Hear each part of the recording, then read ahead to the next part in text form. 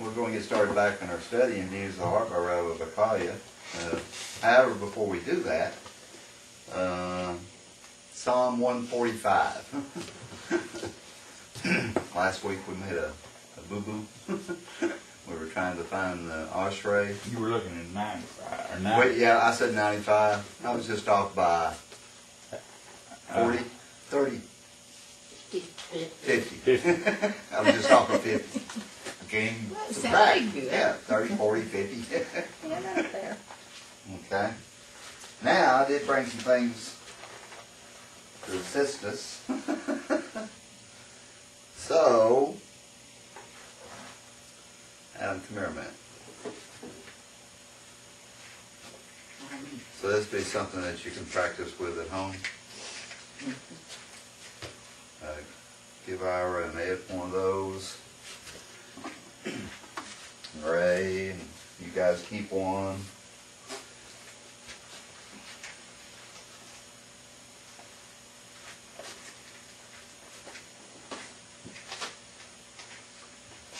You need to give Johnny one.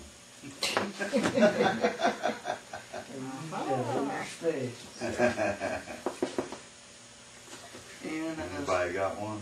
yeah, Okay. still got one on the top. Okay. Oh, I made, there we go.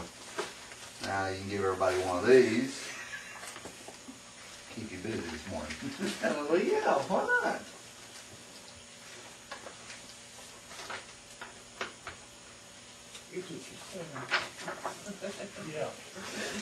Be quiet, Johnny.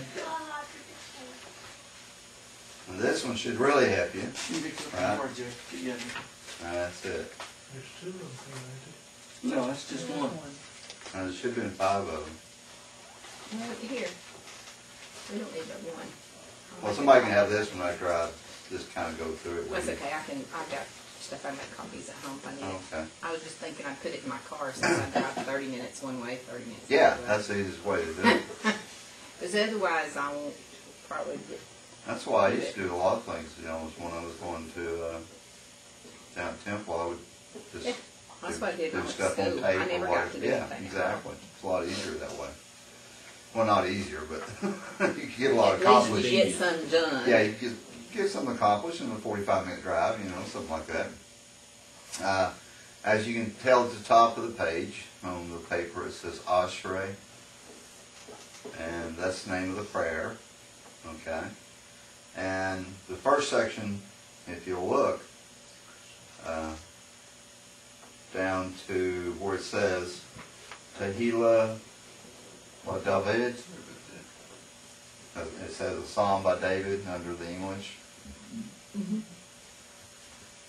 Okay. This is kind of an introduction to Psalm 145. Okay. So it says, happy are dwellers of your house. Yet still more they will praise you. Happy is the people that has, happy is the people that thus is for the people. Happy is the people that Adonai's God is God. If you notice, it's a little bit different if you just read the translation completely. But they're plugging in the words for you, so you have to kind of rearrange the words so they make sense for you. Of course, you have your Tanakh and you have your other translations that you can read. You know, it's Psalm 145. But Ashrei, happy, right? That's the very first line. Ashrei, Yoshvei, dwellers of, V'ticha, your house. Ode. Now, see, here's the interesting thing, right? Ode in Hebrew, right? If you look, it's Ein, Vav, Dalet. It's the fourth letter over in Hebrew. You know, when you start from the right side over to the left. Ode. How many English words do we have to get? 3. Right. So, if we learn the Hebrew, we're going to cut down on what? Letters. Cut down a lot of words here, right? But the interesting thing is that you want to know what you're saying, not just that you're muttering Hebrew words, but this will let you know what you're saying also. So Od says, yet still more. Right? Yihalilucha. They will praise you. Now, this guy's pronunciation, by the way, on the disc I gave you, is going to be a lot better than mine. And Selah you don't really say, because Selah is like a place to stop. Some say that it's actually, since it's a song, it's actually like you stop here before you start the next stanza. And then some say that Selah actually means you should stop and really think about what you just previously said. So it could be both. It could be a stop sign for you when you're singing, like you got through the first stanza, now you go to the second stanza, you stop momentarily before you pick up on the second one. And it picks back up the same way. Ashrei, Ha'am, and Ha'am is just the people in general. Shi-ka-ka, that thus, lo, for, and lo usually is like, no, is for it or is for me. Ashrei, again, happy. Ha'am, the people. She Adonai. That Adonai, by the way. She is that. In Hebrew, me is, if you say me in Hebrew, what's the English word for me? She. Me is who? Me is who? She is me. She is me, right? She is me. Or that. It could be that or me, the one. Now, the interesting part is the word for God here is Elohav. It's singular. Right?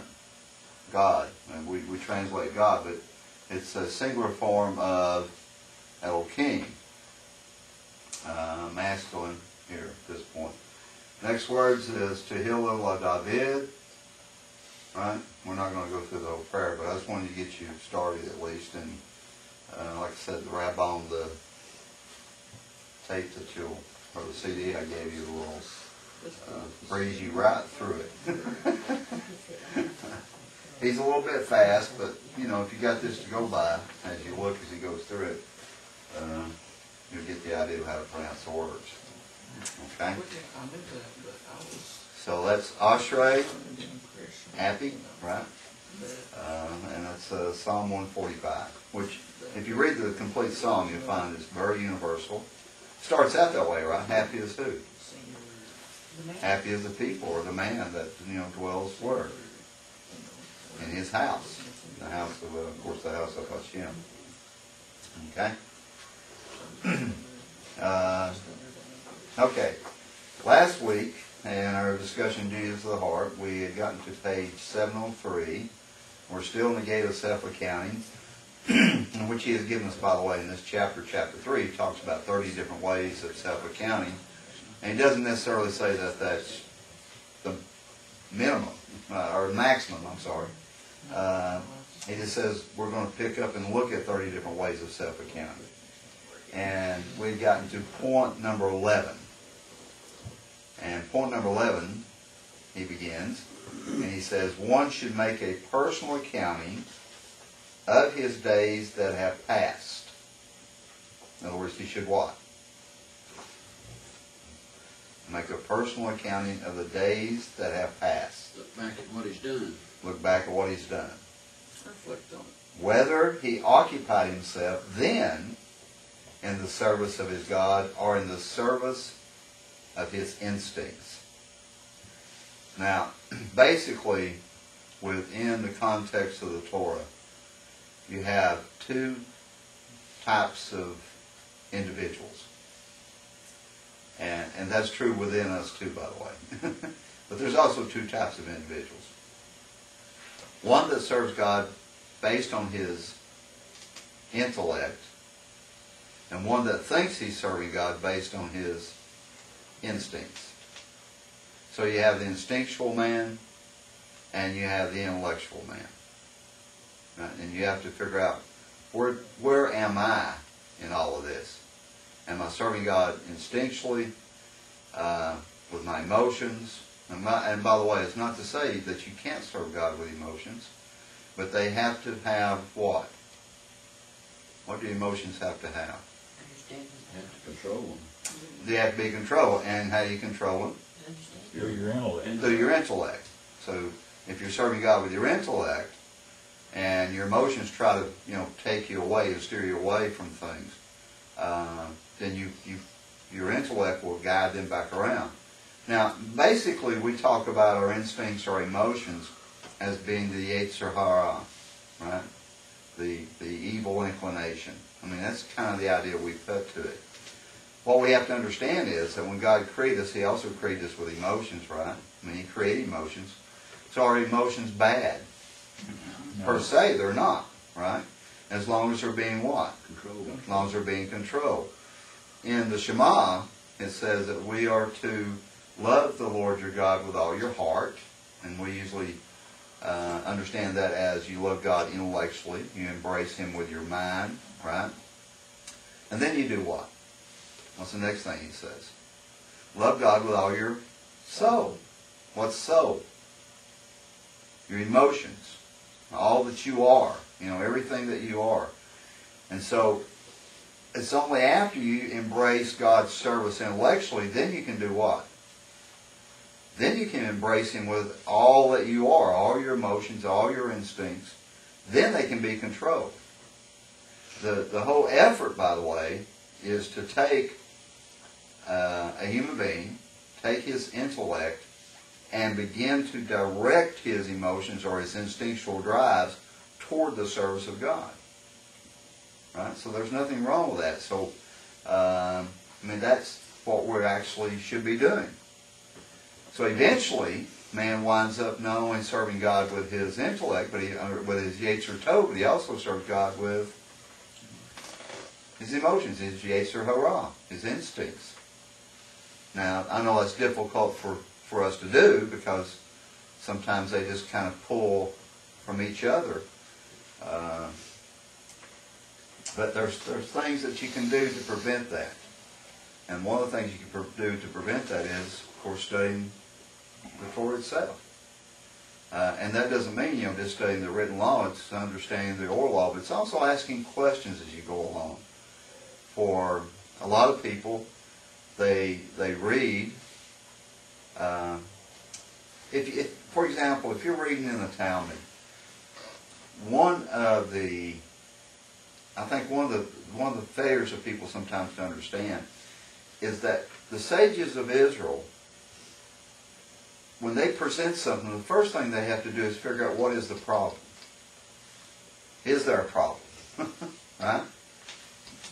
Now, I think most of us know this when in your daily jobs, right, that you do. I'll give you an example.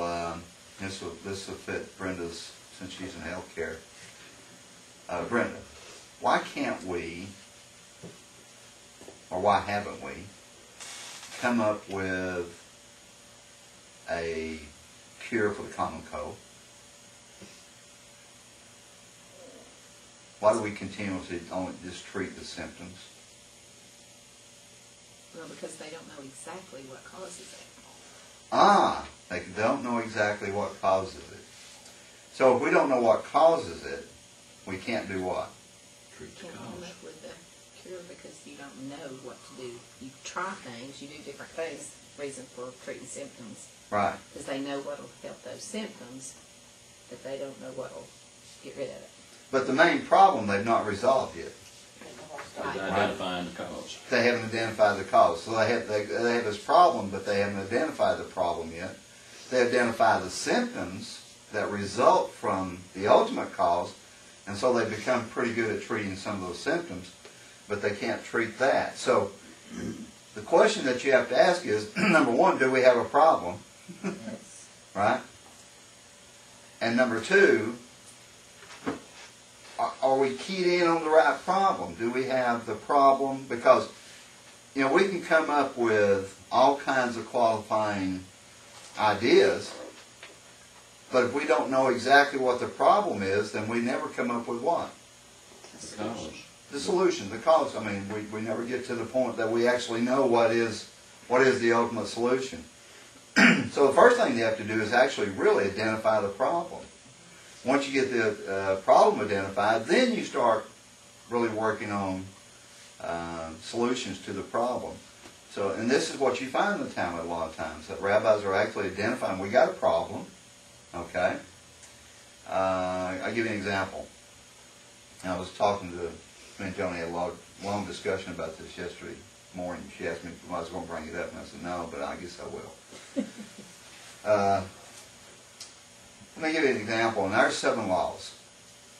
One of those laws is called Ever Min Chai, right? Which means don't eat the limb of a living animal.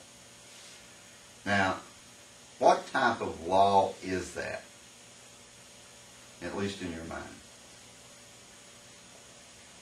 What kind of law is that?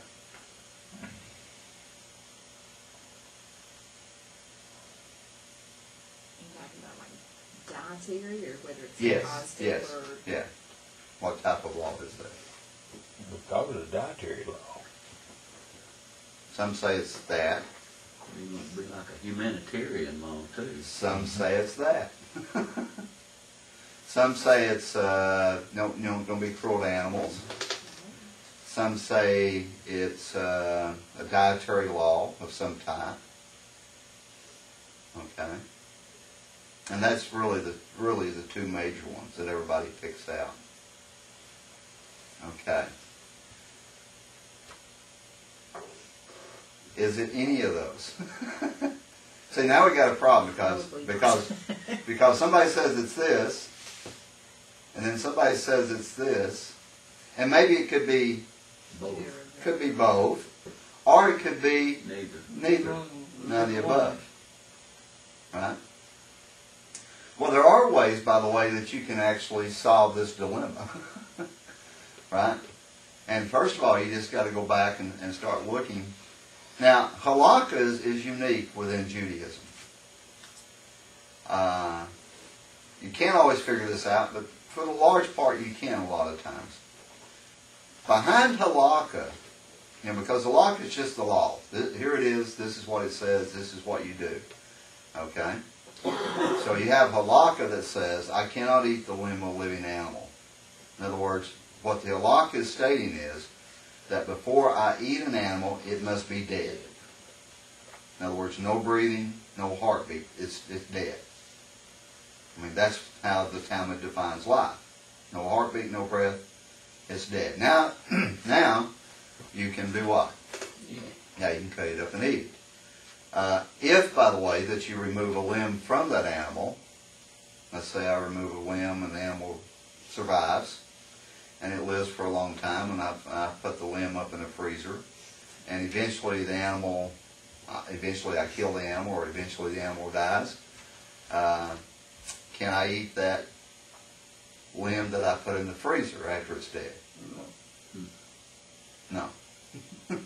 Because it was taken from what? From a living animal. From a living animal. So it can never be consumed. Now, can I take a limb off a living animal? yes, Mm-hmm. There's no prohibition against that, is there? The prohibition is to eat it. To eat it. to eat it. So I can take a limb off a living animal. And why sometimes would I do that? To save its life. To save its life. You know, if it has a problem, Gangrene. gangrene or something like that, you remove the limb, right?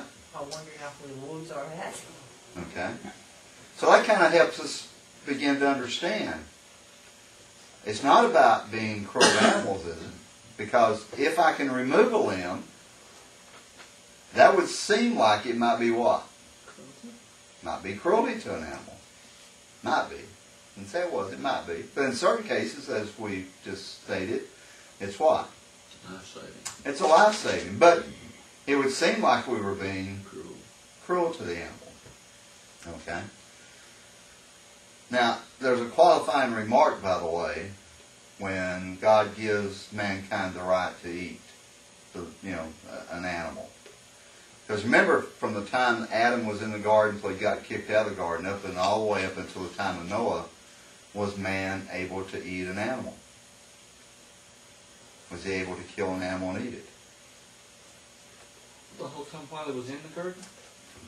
from the time he was in the garden, he gets kicked out of the garden. So you got from Adam all the way down to Noah. Was he able to kill an animal and eat it? No, not while he was in the garden, because there was no use of it. Okay, even out of the garden, by the way, all the way up in time till the time of Noah was he able to.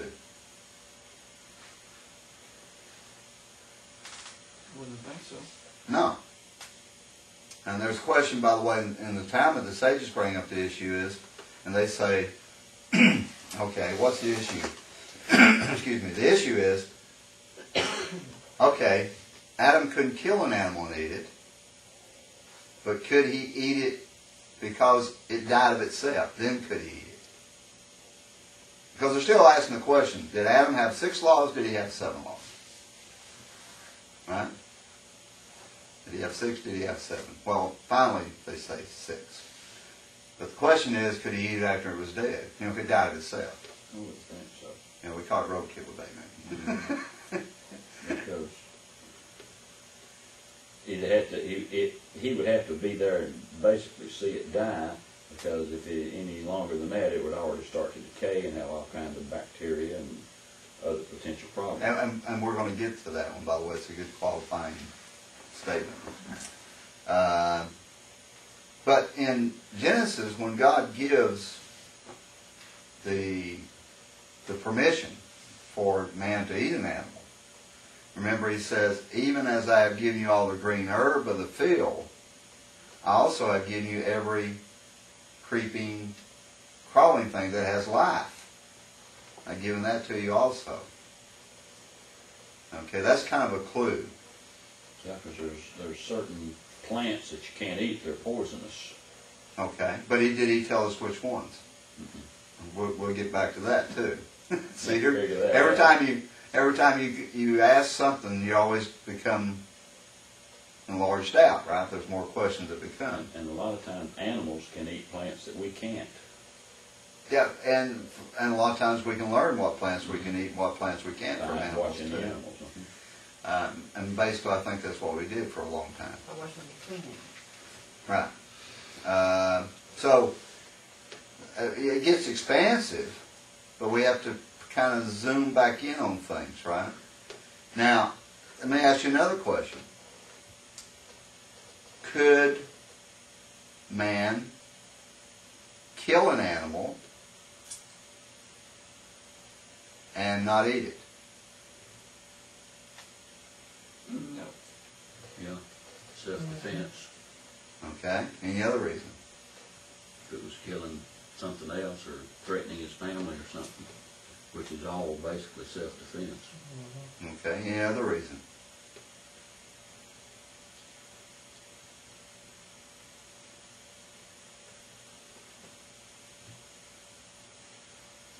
Sacrifice. Ah, here we go. Sacrifice. Remember what was one of the first things that Adam did after he was brought into the world? Sacrifice. He made a sacrifice. So the prohibition was against killing an animal and eating it. Right? So he could actually kill one and make a sacrifice. Who else did that? Anybody else? After Adam? And we have a great story, by the way, about 2 brothers. One was named, Cain and Abel. right? What Abel bring? The best of his what? Fields, fruit. Best of his flock. Now Cain brought Cain brought, the best of the. Well, he didn't bring the best. He probably actually brought the worthless. If he brought the best, by the way, it would have been just as acceptable as the animal sacrifice. You know, and we always ask the question, well, where did Abel come up with this idea of sacrificing? Guess what? Oh, Adam. So if he didn't see him, I'm certainly Adam probably told him about it. So he could actually kill an animal to offer it as a sacrifice. He just couldn't kill an animal to eat. Okay. Now we got to figure out if he could kill an animal for a sacrifice, and it was a complete burnt offering, because he couldn't eat any of it. Right? then what was the intention behind the sacrifice? And how did he know which animals he could use? And how do you know which animal? By the way, which later on in Noah really gets qualified. We'll figure that one out too. I mean, there's lots you can figure out, but the main thing we want to know is, what is the philosophical idea behind do not eat the limb of a living animal? Ever min chai. Do not eat the limb of a living animal. Because is it about cruelty to animals? Is it about dietary laws? Or is it about something else? Now, if he had said, by the way, let's put it this way. You can only eat, just as I give you all the green herbs of the field, I'm going to give you animals, but you can only eat these animals, and only when they're dead. Then what would we say kind of law it is? What kind of law would, if it said that? If it stipulated what type of animals, Yeah, it would have been dietary.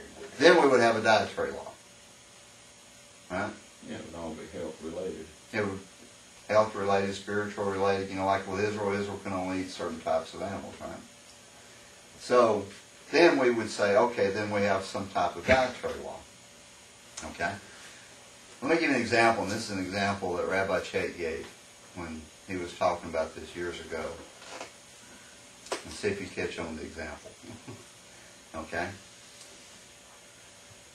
Now, what if there was this really stingy man? He's not a generous man at all. He's very stingy. And there's some people come over to his house. And he has some food on his table. Now remember, he's very stingy. And he's getting ready to leave the room, and he's going to leave these people in there with that food. And he turns around and he says, "Don't eat that." Okay? Now, another example. You have a very generous man. I mean, he's great tzedakah, right? Very generous. And he has some food on the table, and some people come over. The only problem is that the food's been sitting on the table for a couple of days. And he's getting ready to leave the room, and he turns around to that group of people and says, "Don't eat that." Now, both of them use exactly the same words. But what is the difference between the two? The reason behind it. The reason behind it. What's the reason behind the first guy? Greed. Okay, what else though? This is where we want to get to, by the way. I think it's just plain and simple, just greed. No, it's not really that simple. We've already stated he's a greedy man, right? It's a selfish reason. Okay, let's elaborate It's for this. his benefit as opposed to for their benefit as the second one. Okay, well, let's elaborate just a little bit more. Okay, you're working on it. You gave probably everything except for the one that is really behind all those that you just stated. What is the real idea of a selfish man? What's his real thing? You pointed out some of it, but what's the real root of the problem? How does he view things? It's all about him. And everything is about what? Everything's about him. What else? And Nobody everything else. is mine. Everything's mine. You can't have that because it's what? Mine. So he says don't eat that because why? Because it belongs to him. It belongs to him. But what the other guy when he says don't eat that? Because he didn't want him to get sick. Right. So the question becomes, one of these seems like a dietary law, and the other one seems like what kind of law?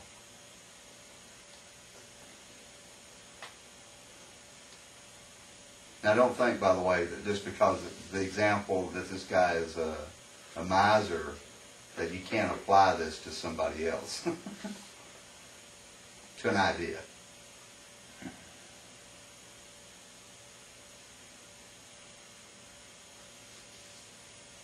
David says it in the Psalm this way. David was about to bring a sacrifice. This will help you out.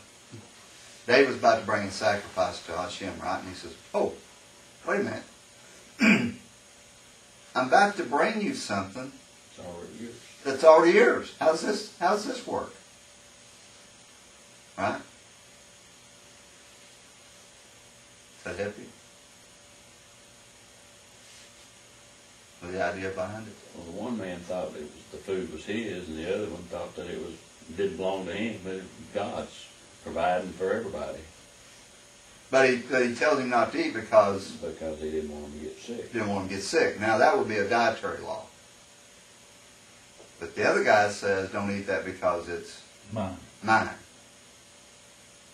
Why does God say don't eat that? Not because he's a miser, not because he's stingy. Why does God say don't eat that? Because it's what? And it's his. Because it's his. It's mine.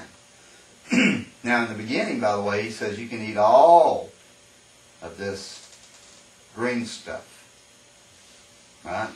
I've given you all that to eat. Now later on, after the flood, and he tweaks the law a little bit. In other words, he gives us a concession. And it's permission. It's what we call permission. God gives us permission. He says, in the same manner that I've given you all the green herb to eat, I've also given you all the living, creeping, crawling things to eat, except you cannot eat the limb of a living animal. Okay, what's the first law about when he says, it's mine? What's the nature of the law? At least from our perspective. God tells me that's mine, you can only eat this. Theft. It could be a violation of theft too, because all these laws are kind of interconnected, right? But what's my relationship with God? What is the philosophical idea? What should I learn? In other words, what idea should I draw out of this law? We should honor his wishes. Okay, a little bit more. You're on the right track. Respect what belongs to him. And submission on our part, right? And we say what? This is his. And the only reason, by the way, I'm allowed to eat it, So you allowed it to be. because he gave me permission. The first time he gave me permission to eat what? The green herbs. And the fruit trees that have the seed-bearing fruit. He gave me permission to eat that. And he didn't give me permission to eat meat. Right? You think, well, gee, Adam was able to kill an animal, but yet not eat it. That almost seems like it's going against it. But in reality, what he's saying is, by doing that, he's actually saying, I understand that I'm only allowed to do what? Do what he says you can do. Do what he says you can do. So he didn't tell him he couldn't kill an animal. He just told him what? Couldn't eat it. Couldn't kill it and eat it. So he offered up a burnt offering, an olam, a law, a complete burnt offering.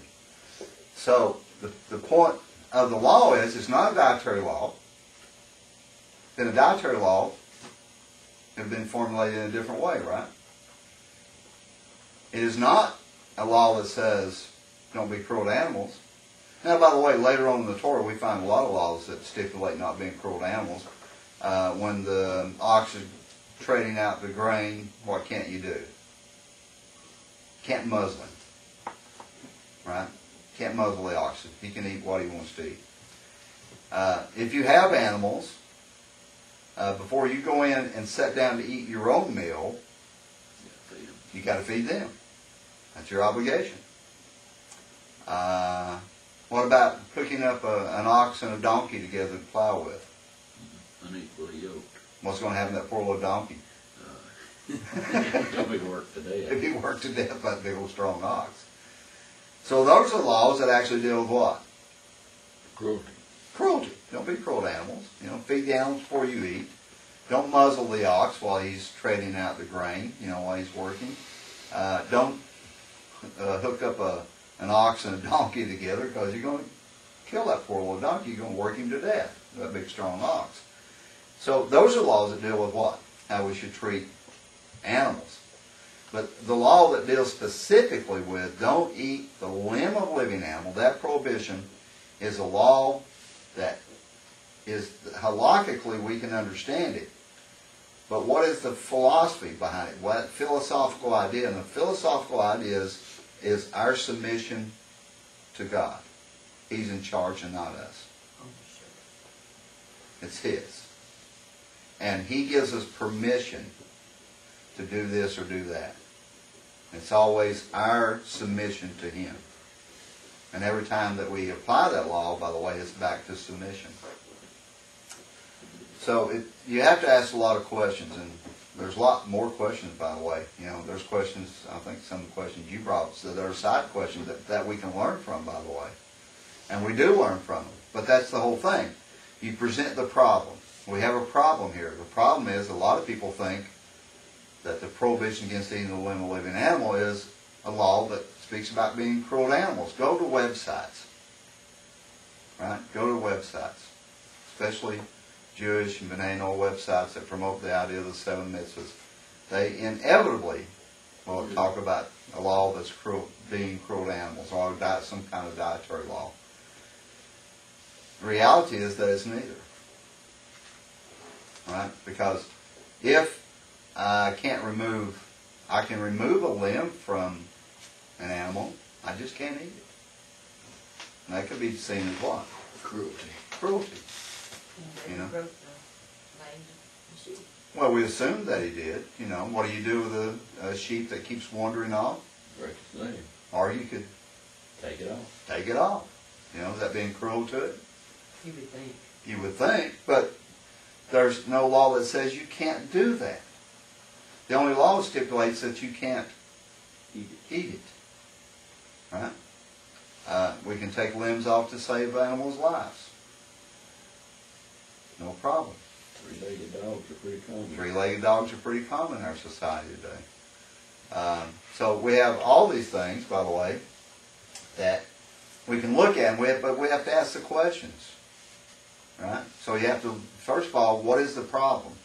And so we can view the problem from maybe the eyes of other people, but then let's view the problem, what is the real problem? The real problem is people trying to understand the law, but they're not trying to understand the philosophical idea that's behind the law. If we try to understand the philosophical idea that's behind the law, then we'll wind up understanding what? Then we'll understand the law. So even though we find out that Adam could kill an animal and offer it as a sacrifice, he just couldn't eat it. Right? That's why the sages raised the question, well, maybe he could eat one after it died itself. And ultimately the answer is, no, couldn't do that either. So there's all kinds of little things that you have to go. But you can take the text. You can just take your Genesis text and go through Genesis, and you can resolve this question really pretty easy. I say fairly easy. For some people it doesn't seem to be too easy, because they generate these wrong ideas about it. Okay? Now, by the way, the reason I want to bring this up is we have to ask ourselves a question. One should make a personal account of his days that have passed, whether he occupied himself in the service of God or in the service of his instinct. If you're investigating God's law, what are you using? Your intellect. Right? So if you're sitting around, you come up with some of these ideas when people say, okay, well, they think this law means this, or they think the philosophical idea behind this law is this or that. Think about it for a while. Start asking the right questions. Is there really a problem? What is the real philosophical idea behind this law? What is that real philosophical idea? And then you start, by just analysis, trying to work it out logically and intellectually. And you know what you're performing when you do this? Service of God. You're doing exactly what God wants you to do. To take His ideas that He's given to us and try to do what? Try to understand them. Now, can we understand all of them? No. But you know what we can understand? We can understand the problem. We may never arrive at the solution. But understand the problem is the beginning of it. So the sages, when they approached things, if they just understood the problem, they were what? They were good to go. You know why? Because they may never figure it out. But as long as they have a clear concept of what the problem is, they're fine. One of the great sages says, it's not our job to finish the work. It's just our job to do what?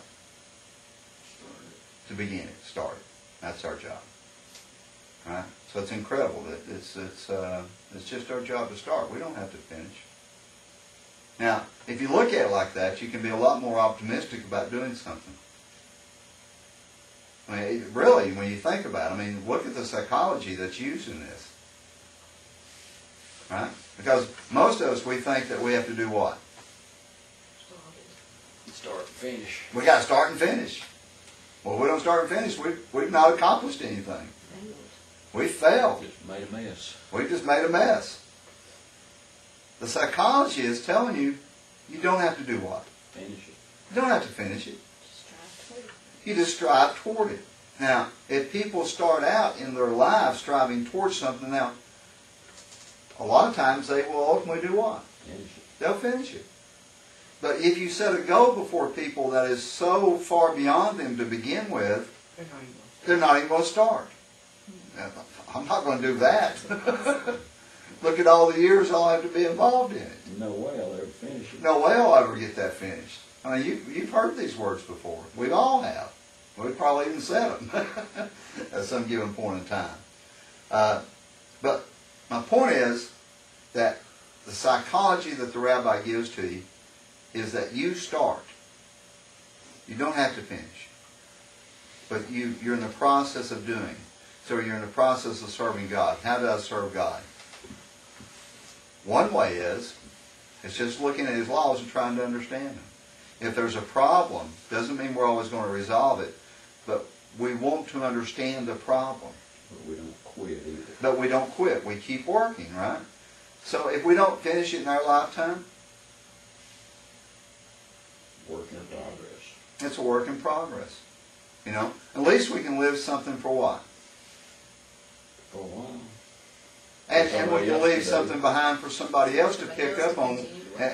and they can actually find out, well, he tried this and he tried this and he tried that, and that didn't work. So let's go somewhere else. So he's eliminated a lot of stuff for the next person to do what? Everybody's supposed to finish the job, or try to work toward. Yeah, to work toward the finishing. But if you've tried, it's like Edison when he created the light bulb. You know, and they asked, and you have to have a guy with a positive outlook about things sometimes.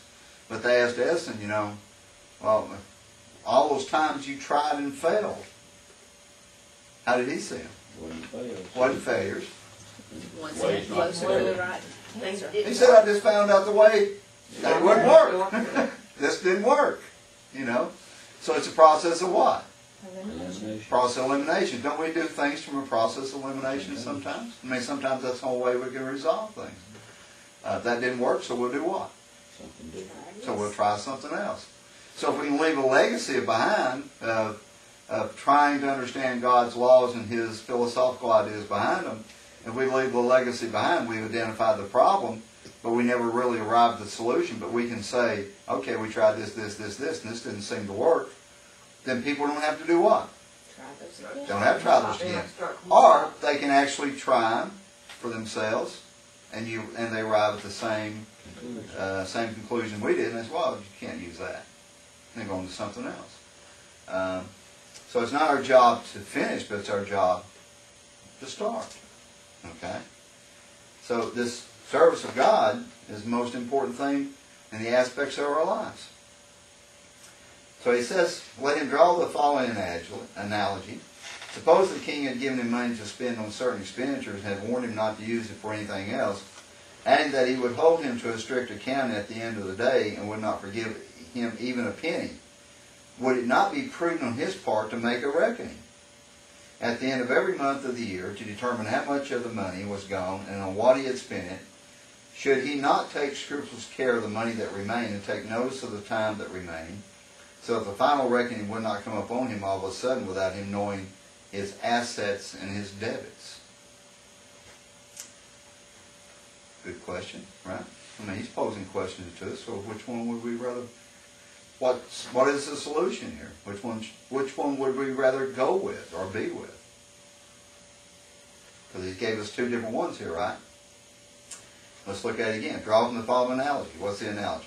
Suppose that the king had given him money to spend on certain expenditures and had warned him not to use it for anything else, adding that he would hold him to a strict accounting at the end of the year, would not forgive him even a penny. In other words, you better keep good records of exactly every penny that you have spent. And don't spend it on the wrong thing. And don't spend on the wrong thing. You better have bills, receipts, that you spend it exactly the way he said to do what? You're going to be accountable. That you're going to be accountable. Now, he says, would it not be prudent on his part to make a reckoning? In other words, self-analysis. Have I done exactly what the king said to do? Have I spent a penny on something that should not have been spent on? At the end of every month of the year, to determine how much of the money was gone and on what he had spent it. Should he not take scrupulous care of the money that remained, and take notice of the time that remained, so that the final reckoning would not come upon him all of a sudden, without him knowing his assets and his debits? Now, there's going to be a time of reckoning, what he's saying. The king is going to ask him to give this accounting for everything that he's done. Now, what's the analogy here? Should you wait to the end when the king says, okay, it's time to you give an accounting, and you're grabbing everything and trying to run up there and give an accounting for it? You could. It'd be chaotic. Be chaotic. You might be in big trouble because you might have let a penny or two slip here or there that you shouldn't have spent on something that you shouldn't have spent it on, right? So what he's saying is you should do what? Keep better records. Better accounting. Be aware. Better accounting. You shouldn't just do it what? At the end, you keep accounting all along the way. Okay? So he says, similarly, my brother, you should commune with your soul every day of your life, if you can, and make an accounting of the service you owe God on that day. If you have neglected to do so in the past, at least reckon with your souls on the days that remain. Do not follow oversight with further oversight, or add neglect to neglect, for there is neither oversight nor neglect nor forgiveness before Hashem, your God. When it comes time to give the reckoning, he's not forgetting. Right? So it's up to us. So the analogy he's telling us is, if we deal like this in the physical world, with physical king, the idea would be how much more we should be what? How much more should we be giving ourselves an accounting of ourselves on a daily basis because we're serving who? The King of the universe. So if we do it for the earthly king, shouldn't we be much, much more aware of it in relationship to the King of the universe? He says, if you haven't been doing this prior to this, probably be a good idea to do what? To start. Okay. Okay, our time's pretty much out, so let's go ahead and stop right here and we'll take a break. In the self-accounting, we're still in the gate of self-accounting, chapter 3, by the way. And we'll take a break and we'll pick back up in our study on page 705. And we're getting close to point number 12, believe it or not. We're moving right along. Any questions or comments over what we've gone over so far? None, but let's take a short break.